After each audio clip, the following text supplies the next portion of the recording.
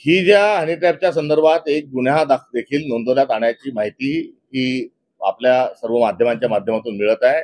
या प्रकरणाची दाबादाबी सरकारने करू नये, नैतिकतेचा आव आणणारं सरकार हे अधर्मी केव्हाच एव्हाना झालेलं आहे।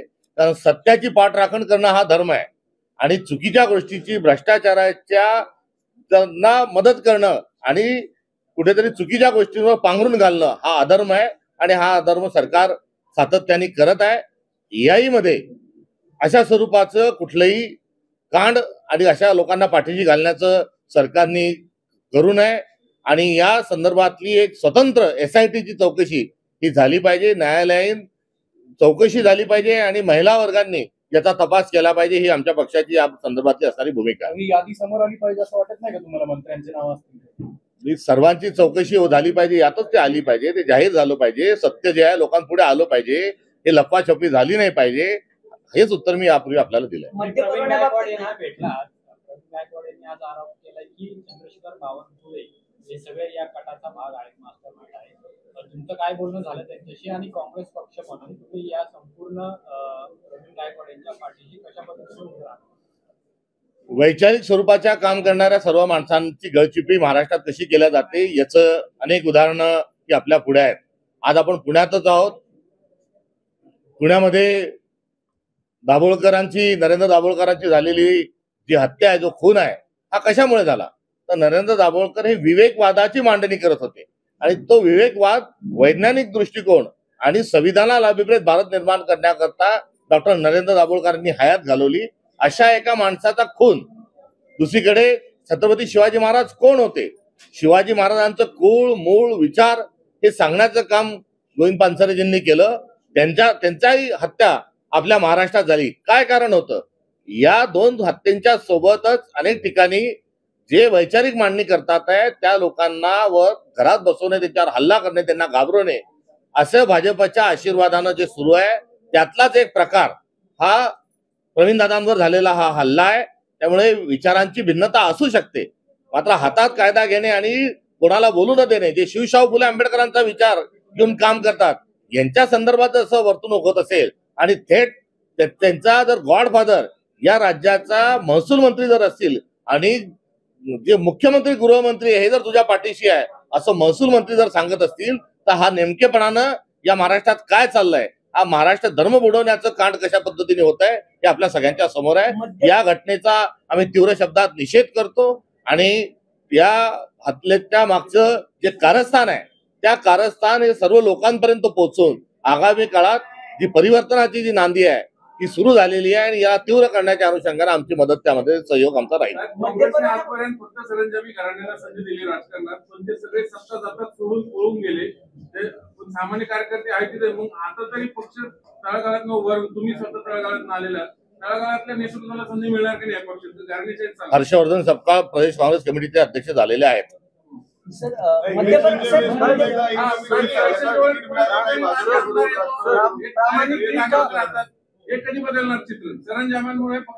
तुम्हाला त्याच्यातले बदल सुरू झालेले आहेत आणि या सर्वसामान्यांचं आता राजकारण हे काँग्रेस पक्षात होत आहे हे दिसल्यानंतर अनेक सरंजामशाहीची पाठराखण करणाऱ्यांच्या पायाखालची वाळू सरकून गेलेली आहे।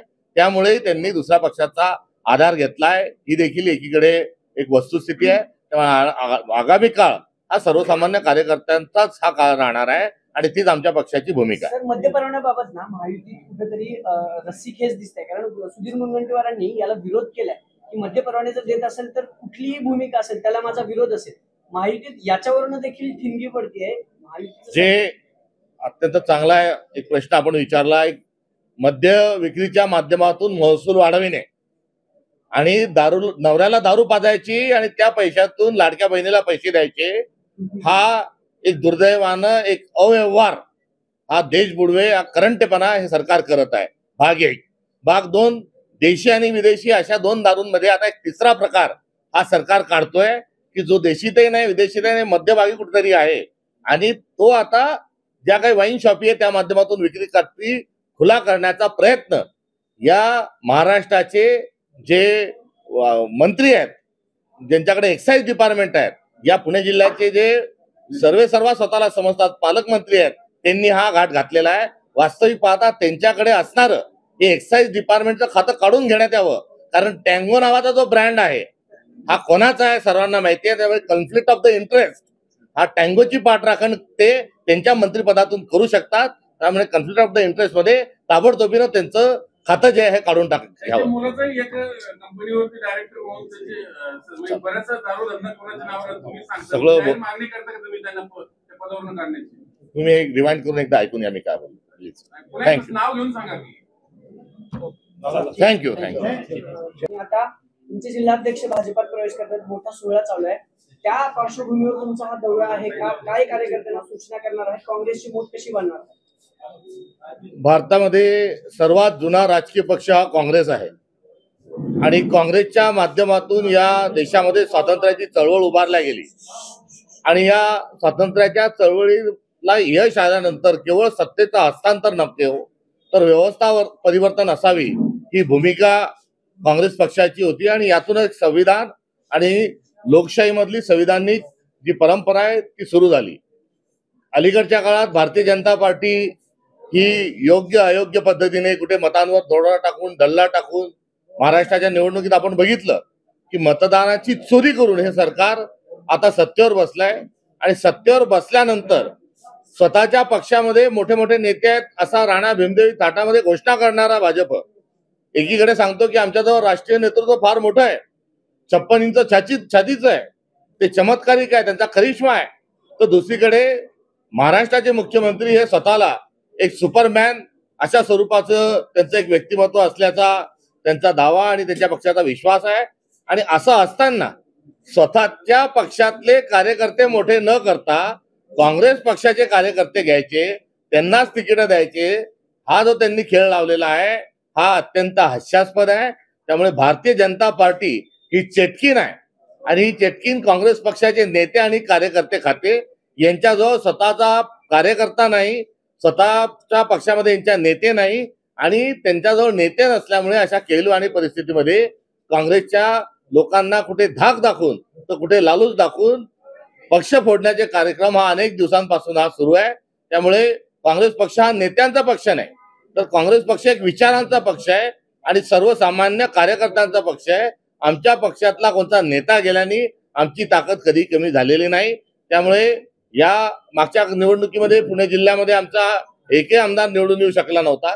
त्यामुळे आधीच या मागच्या काळामध्ये काँग्रेस पक्ष व्यवस्थित या ठिकाणी आपलं प्रदर्शन करू शकला नाही. मात्र 2029ला आम्ही पूर्ण ताकदीनिशी या ठिकाणून उठणार आहोत. त्यामुळे काही जात असतील ते जात असणारे हे स्वतःचे काही उद्योगधंदे असतील किंवा स्वतःच्या ज्या काही संस्था असतील त्या वाचवण्याकरता किंवा काहीतरी मिळावं या लालसेतून जात आहेत. त्यामुळे त्यांना जाणाऱ्यांना त्यांचा प्रवेश जो आहे हा लखलाभ हो. काँग्रेस पक्ष विचारावर निष्ठा ठेवून आगामी काळात देखील भारतात ज्या पद्धतीने लढतोय त्याच पद्धतीने महाराष्ट्रात आणि पुणे जिल्ह्यात लढत राहील. पण जिल्हाध्यक्षांना सगळं काही जाण्याची का वेळ आली? हा प्रश्न जाणाऱ्या माणसांनाच विचारणारं जास्त योग्य राहील. त्यामुळे ज्या माणसाला महाराष्ट्राचं मुख्यमंत्री केलं असा माणूस हे सोडून गेला तर अलीकडच्या काळात अन्याय झाला असं जेव्हा कोणी जाणार असं म्हणतो तर कार्यकर्ते म्हणायला लागले असा अन्याय आमच्यावरही करा. त्यामुळे ह्या काही अन्यायाचा वगैरे नाही, हा संधी साधूपणाचं एक कुठेतरी एक उचललेलं पाऊल बहुधा हे असावं. काँग्रेस पक्ष जगतापांना ब्लॅकमेल केलं जात होतं का? त्यांची संस्था आहे जसं तुम्ही म्हणताय की भाजपकडून प्रेशर आणलं जात आहे. कोण कसा का गेला याचं एक सर्वसाधारण महाराष्ट्रभरातलं चित्र जे आहे हे आपण सर्वजण जाणतो. याला हाताच्या कंगणाला आरसा कशाला हे आपण सर्वजण जाणतो. तेच मी या ठिकाणी सांगितलेलं आहे. आणि जात असणाऱ्या माणसाने ते का गेला हे त्यांनी त्यांच्याकडून हे उत्तर हे सर्वांनी विचारलं पाहिजे. नाही तर आगामी काळात जनता या प्रश्नाचं उत्तर विचारल्याशिवाय राहणार नाही. तुम्ही थांबवण्याचे काही प्रयत्न केले नाही का? पक्षामध्ये कोणी सोडून जावं याकरता कुठलंही वातावरण नाही. सर्वांना सोबत घेऊन चालणारा काँग्रेस पक्ष आहे. त्यामुळे जाणारा माणूस हा जेव्हा ठरवून जात असतो तेव्हा अशा लोकांना थांबवता येत नसतं. शेवटी कुंपणाने शेत खाल्लं असे जे काही प्रकरणं असतात त्या वर्गामध्ये हा एक प्रवेश मोडला असं म्हटलं चुकीचं ठरणार नाही. राज्याच्या गृह विभागाचा एक डेटा आलाय आज विधानसभेतून मांडला गेला. त्याच्यात महिला बेपत्ता होण्याचं राज्यातलं प्रमाण 7% वाढले गेल्या वर्षभरात. 5,000पेक्षा अधिक महिला केवळ नागपूर नाशिक या भागातून हे गृह खातं सपशेल फेल ठरले. निश्चित गृह खात्याच्या ज्या गोष्टी आहेत, पूर्ण वेळ या महाराष्ट्राला गृहमंत्री नसल्यामुळे कायदा व सुव्यवस्थेची परिस्थिती दिवसेंदिवस वाईट होत चाललेली आहे. तर महाराष्ट्राचा गृह विभाग हा घाशीराम कोतवाल चालवत आहे असा थेट आमचा आरोप आहे. आणि या आमच्या आरोपाला बळकटी मिळणारे अनेक उदाहरणं निर्माण झालेली आहेत. स्वारगेट या ठिकाणी झालेला बलात्कार हे देखील त्यातलंच एक उदाहरण होतं. आणि त्या बलात्कारानंतर गृहराज्यमंत्री म्हणतात की ती महिला ओरडली असते तर बलात्कार झाला नसता. इतकं हे विचित्र स्वरूपामध्ये काम करणारं एक सरकार आहे. आणि यामध्ये ही नुकतीच जी आलेली आकडेवारी आहे की या देशातल्या, या महाराष्ट्रातल्या आया बहिणी सुरक्षित नाहीत, यासाठी बोलकं असणारं हे चित्र आहे. लव जिहादच्या नावानं मतांचा जोगवा मागणारे, प्रत्येक मुद्द्यांमध्ये राजकारण आणि ध्रुवीकरण करणाऱ्या वर्गाला आता एवढं राक्षसी बहुमत मिळालंय. आणि एवढं आपल्याला बहुमत मिळाल्यावरही जर महाराष्ट्रातल्या लेकी बाळी जर सुरक्षित नसतील तर या सरकारने राजीनामा दिला पाहिजे, गृहमंत्र्यांनी राजीनामा दिला पाहिजे. एकनाथ शिंदेचे आमदार आपण गेल्या काही दिवसांपासून बघितलं तर वादाच्या भोवऱ्यात येत काही जण अघोरी पूजा घालतायत, काही कॅन्टीन चालकाला मारतायत आणि काही जणांकडे तर थेट कॅशची बॅग सापडते. कसं बघता या सगळ्या एकंदरीत शिंदेच्या आमदारांनी? अलीबाबा 40 चोर. सर, हनी ट्रॅप बोला, बोला. हनीट्रॅपमध्ये काय अधिक मंत्री अडकल्याचं बोललं जातंय? काय अधिक माहिती काय? ही ज्या हनी ट्रॅपच्या संदर्भात एक गुन्हा देखील नोंदवण्यात आणण्याची माहिती ही आपल्या सर्व माध्यमांच्या माध्यमातून मिळत आहे. या प्रकरणाची दाबादाबी सरकारने करू नये. नैतिकतेचा आव आणणारं सरकार हे अधर्मी केव्हाच एव्हाना झालेलं आहे. कारण सत्याची पाठराखण करणं हा धर्म आहे.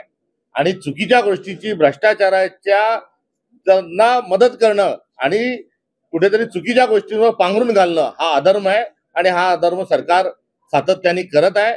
याहीमध्ये अशा स्वरूपाचं कुठलंही कांड आणि अशा लोकांना पाठीशी घालण्याचं सरकारने करू नये. आणि या संदर्भातली एक स्वतंत्र SITची चौकशी ही झाली पाहिजे, न्यायालयीन चौकशी झाली पाहिजे आणि महिला वर्गांनी याचा तपास केला पाहिजे. ही आमच्या पक्षाची या संदर्भातली असणारी भूमिका आहे. ही यादी समोर आली पाहिजे असं वाटत नाही का तुम्हाला? मंत्र्यांचे नाव असतील ही सर्वांची चौकशी झाली पाहिजे, यातच ते आली पाहिजे, ते जाहीर झालं पाहिजे, सत्य जे आहे लोकांपुढे आलं पाहिजे.